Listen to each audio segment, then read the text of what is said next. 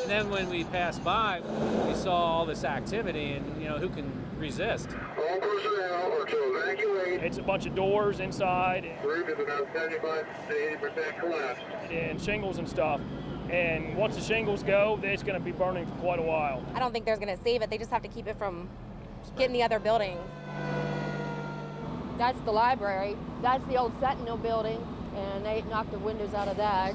I just hope they have it contained to just that area, because I volunteer in the Book Nook right here, so I'm going, please, there's more fuel. That's all shingle smoke. You just can't see nothing. That's all shingles that are burning. There's just so much water, and it's not doing anything. And it's a lot of damage. Yeah, it's not good. I hope and pray there's no one in the building. All units operating around the fire building. 3 full. It's pretty major, yes. Or just major, and not necessarily pretty.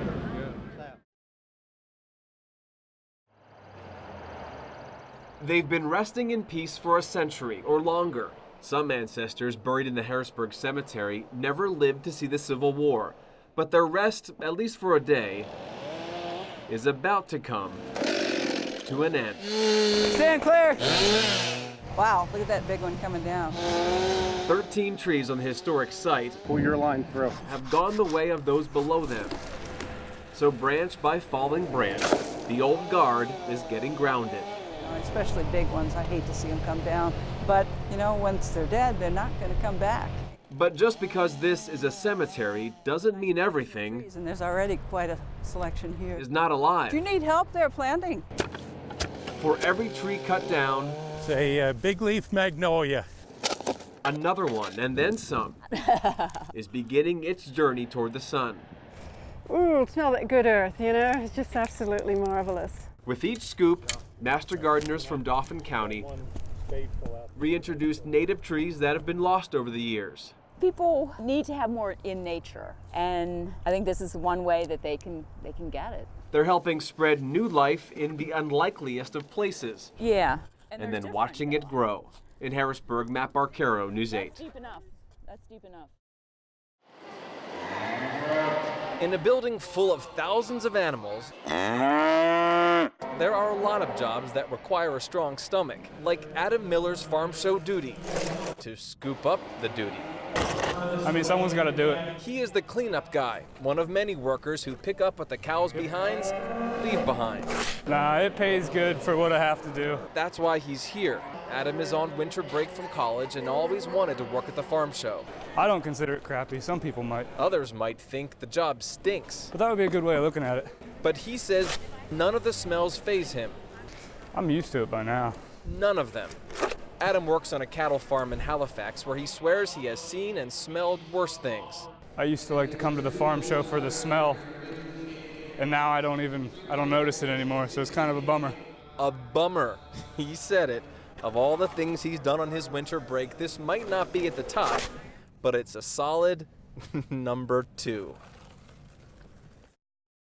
Evening, I'm Ron Martin. And I'm Kim Lemon. Harrisburg police are working into the night trying to find the suspect who shot and killed a recent Bishop McDevitt grad. But the bullets came close to hitting other people on the street, including a young boy. News 8's Matt Barcaro shows us the close calls. It's terrible, when you see someone losing his life, it's hard. Raul Velasco's Wednesday night changed as soon as he heard gunshots, 9 of them. Without thinking, he called police and ran outside to help the man who collapsed in front of his door. There, 21-year-old Maurice Jeter was dying, and the CPR Velasco tried on him didn't work. So I do my best, but it was too late. Not long after an ambulance took Jeter away, Velasco realized how close the deadly shooting really was to his house. Yeah, this is my son's room. One of the bullets shot outside his house ended up inside it, ricocheting off the ceiling and wall before landing on the carpet. So I'm glad nobody was here in the room. With so many shots fired, the damage wasn't contained to just one house, but directly across the street, an 11-year-old boy not only saw the shooting, but came close to getting hit himself. I did see a guy over there, because that was where I saw the clearest muzzle flash. Out his front window, Zeke Strutchen saw something an 11-year-old boy should never have to see, and thought something a boy should never have to think. that guy's gonna die. I hope his family's fine. And I wonder where the other guys are. The people who shot him. Zeke said he was scared, then angry, then thankful, because a bullet that was headed in his direction stopped short, thanks to a 4-inch wide porch pole that took the bullet for him. Along with the dogs and my brothers and sisters and my mom and God, I do think people are watching out for me. In Harrisburg, Matt Barcaro, News 8. Even an amateur bowler knows that the higher the number on the board, the better the bowler. But Howard Larson certainly knows I gotta go all the way over here. that he's put up a big number for the sole reason that he's no amateur. Howard has become a bowling legend at his twice-a-week league in Lancaster County. I would never expect that from Howard, no. This is a senior league, if you can't tell, but you probably couldn't tell that Howard is the most senior of them all. It just amazes me that he can still do it at 100. Age aside, Good. and he's also an inspiration, and it's catching on. I wish I could get around as good as he does. He's amazing. He truly is. He tries hard and he's disappointed sometimes, but he keeps trying again. That perseverance, even at 100 years old, is still what drives him. It's always good when you make your goal, and I keep trying to make the goal. And his goal is to strive for perfection. 500. And to keep everyone on their toes. So following Howard's example, we won't be ending his story with the cutting of the cake, the singing of the song, or a kiss for the birthday boy. We'll end at the beginning, Howard's first throw of the day, which either by fate or a birthday wish coming true, turned out pretty perfect. In Mount Joy, Matt Barcaro, News 8.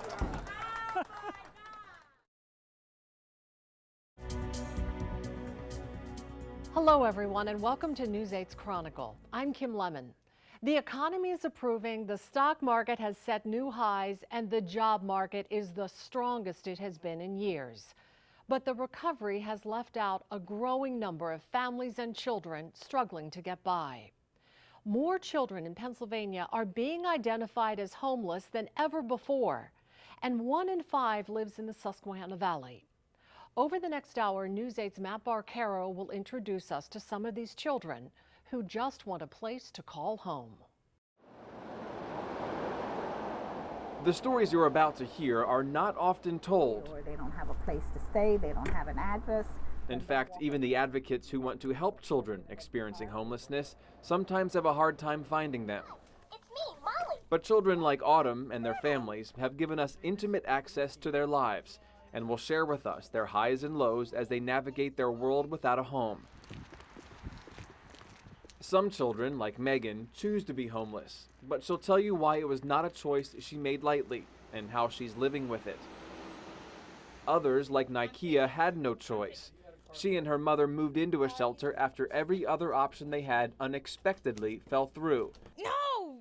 They're finding that moving out, though, is not so easy. But we start with the Medina family and 6 children growing up under uncertain circumstances. They would not have planned to be spending their childhoods in search of a safe home, but they, like other children in their shoes, are learning to never take for granted a roof over their heads.